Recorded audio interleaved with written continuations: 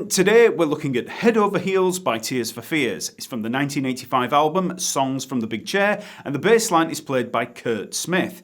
This bass line is an absolute masterclass in creating melodic, catchy bass hooks that work perfectly for the beat and the song. It's also a lot more sophisticated than you might think. We've got slides, we've got arpeggios, we've got staccato playing. It's a really cool line, so let's look at the riffs, how they work, and we'll check out some of the interesting harmony in there too. So there are three main bass lines in this song. Let's start with the verse riff that comes in after that cool intro.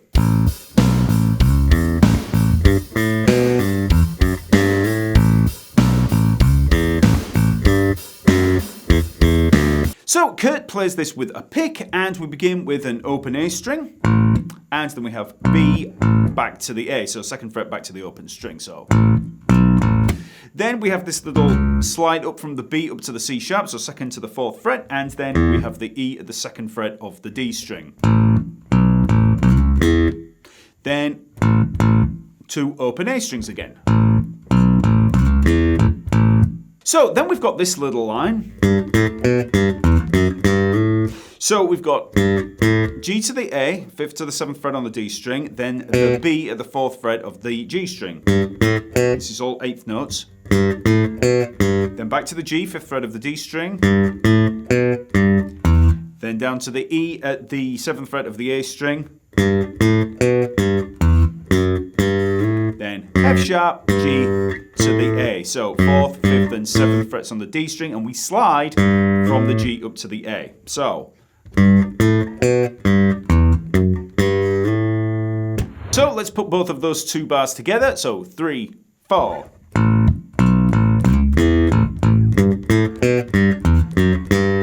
Then we repeat that first bar, and then we just come down.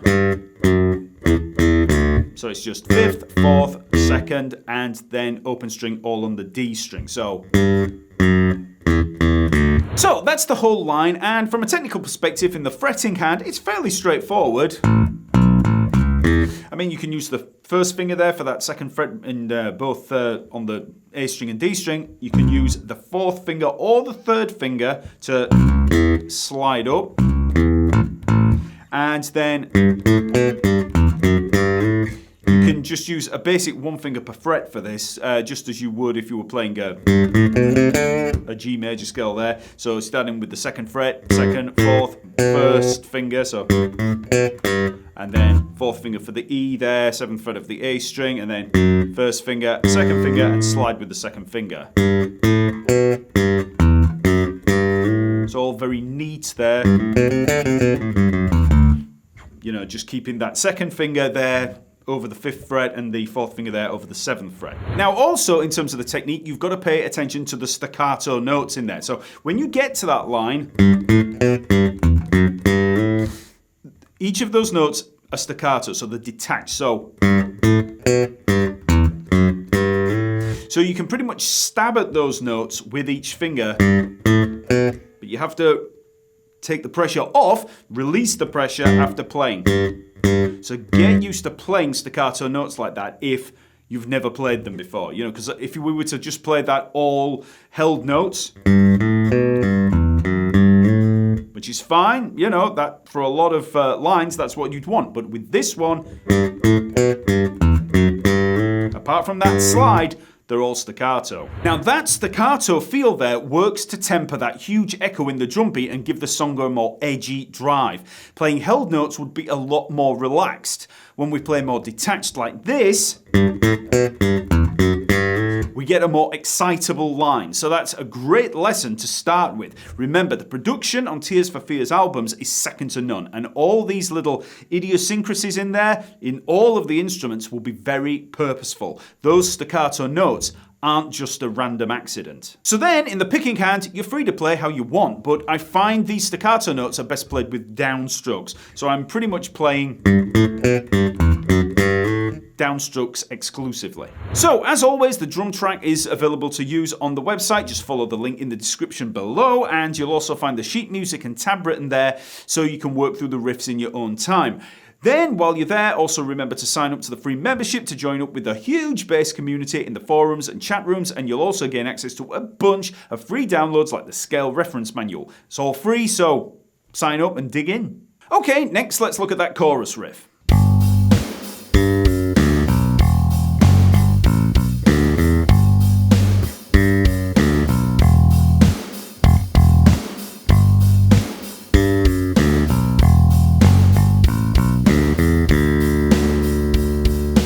So for that first bar we have...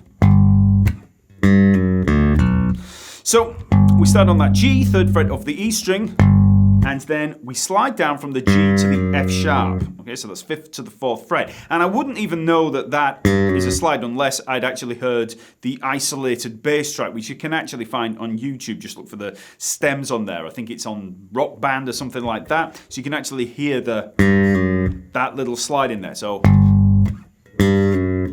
then you've got the open D string and then the B at the 2nd fret of the A string. Then we're down to the open E, played for a quarter note, and then we come up with 8th notes. So F sharp to the G, 2nd fret to 3rd fret on the E string, and then open A string to the 2nd fret, open D string to the 2nd fret. So those two bars together, 3, 4.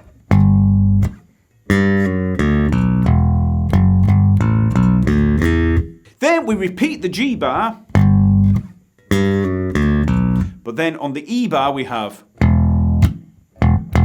so it's all just the open E there, so we've just got 1 and then 3 and the end of 3. So 1, 2, 3, and for that first E there on the 3, it's staccato. So we've got, and then we hold on that second one. So rather than, so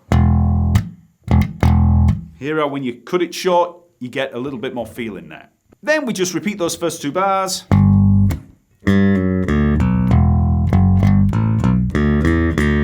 then we just play the open D string and we just hold it for 2 bars. 1, 2, 3, 4. 1, 2, 3, 4. Again, the technique here is pretty straightforward, but you do have to pay attention to that slide on the G to the F sharp. So you can play the G with the first finger there, but then use the first finger again for the G down to the F sharp, or you could use the 4th finger, the pinky, to slide down, totally down to you. Then we've got the open D, which is playing in place of the D there at the 5th fret of the A string, because you could just come down the normal arpeggio, but you can hear in there on the isolated track that he is playing the open D string. So, and then that B there, first finger. So, and then for that E section, it's all straightforward, just 1st and 2nd finger. So again, start out slow and then try with the track.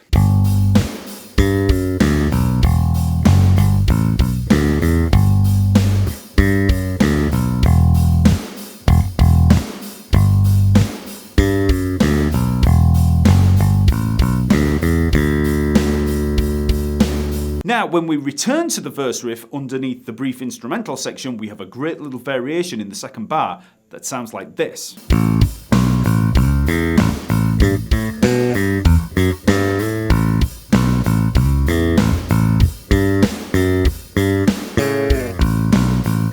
So we just have our basic riff. But then on the 2nd time, instead of, we have offbeat 8th notes there, so 1 and 2 and 3 and. So that's G, F sharp and G, 5th, 4th and 5th frets on the D string. And then sticking with the offbeat 8th notes on the and of 4, we have this little chord. So we've got A and C sharp, this little major 3rd there. So 7th fret D string, 6th fret on the G string. And that slides down, so that leads into the next bar. So instead of just going straight in on, we've got this over the bar, and then we come down to this A, B, A to bring us back in. So,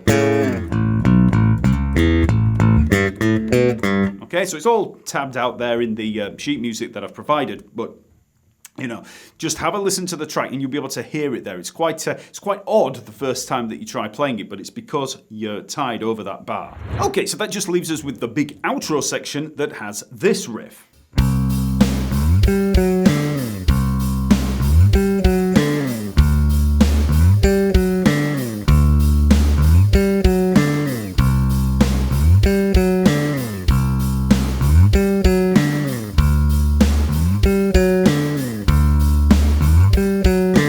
So here we've got some cool slides. So we start on a C, 3rd fret of the A string. Then we slide up the A string there.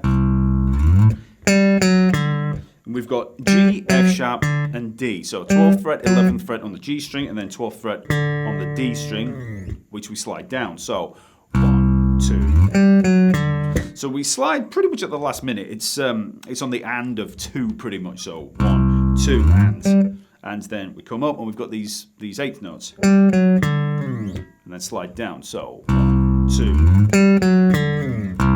We repeat that and then we just play the same thing again, but this time with the D instead of the C, 5th fret instead of the 3rd fret on the A string.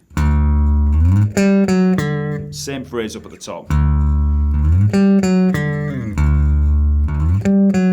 Now you might want to pick again after playing that C or that D, just to give the slide a little bit more volume. But when you listen to the isolated track, you can tell there that he just slides up without picking again. But you know, if you're losing a little bit of the volume, you can pick it again.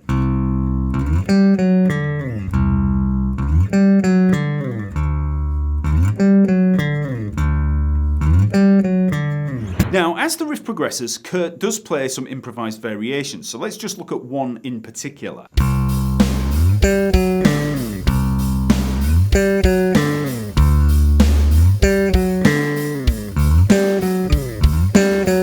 So this all happens on the D riff, so we have the little phrase up at the top, but instead of coming back down and hitting on the beat there for the D, we hit it on the offbeat, so,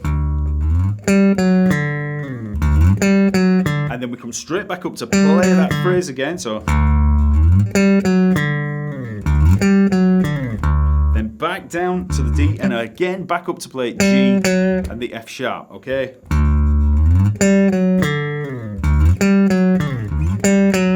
So we've got the little slides in between.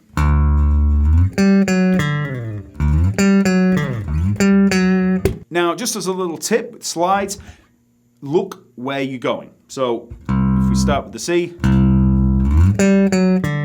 I don't look at the C, I look at the G, okay? So, look at the destination. So, as soon as you play that C, look here, look at that 12th fret. It gives you something to aim for. A lot of people find problems with slides because they're just focusing on where they're at rather than where they're going to. So that's the main riffs, but now let's take a closer look at what's going on here. Now remember, whenever you want to delve deeper into a bass line, you need to relate the notes to the chord progression, the harmony. That's how the bass line is written, and that's how you learn how to create your own bass lines. So what's going on with the harmony? Well, this song can look very basic in terms of the actual chords, but it gets more confusing when you look at how they relate to a key. So I've written the chord symbols above the bass line, so let's just work through them. So for the first verse, we have a simple movement of A major to C major. So what key are we in? Well, that's the first problem right there. A major and C major don't work together in any major or minor key. So what's going on? Well, let's use our ears. Which note sounds like the root note?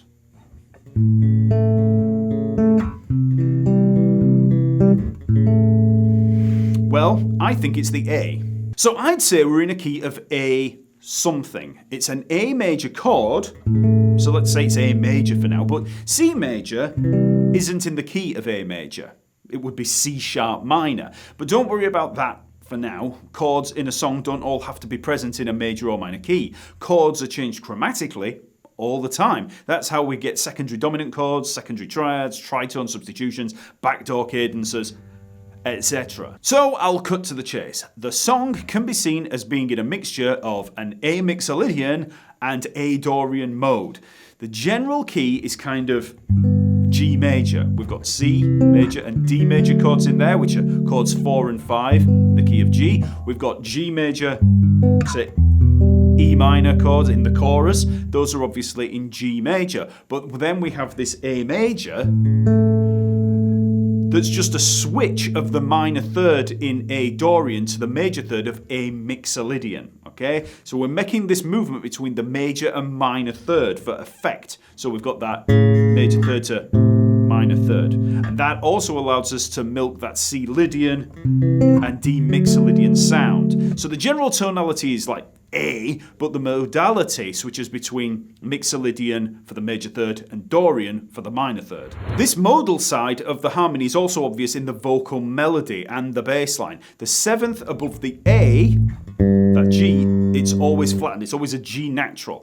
So it's always a minor seventh. And this majorization of the A chord allows us to use Dorian or minor root movements in the chords while keeping a major tonic, moving between A major, C major, and D major. We get that sound.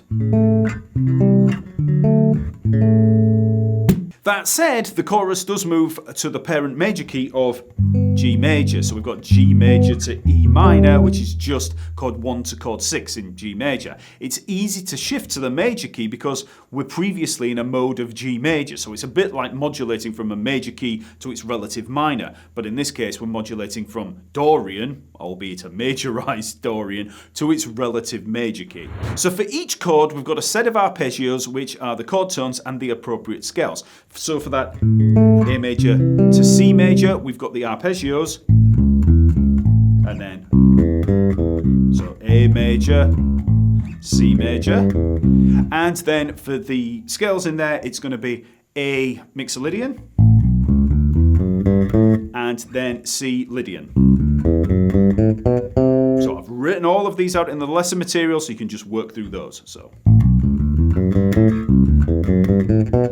you can hear the actual sound of those chords in there. Then for the G major to E minor, we've got the chord tones G major, it's the G major arpeggio, and E minor. And then for the scales there, G major scale,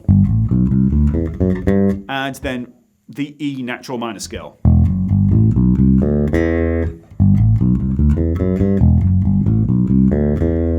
And then finally, for the C major to D major on that outro, we've got the C major arpeggio and the D major arpeggio. And then it's going to be C Lydian and D mixolydian.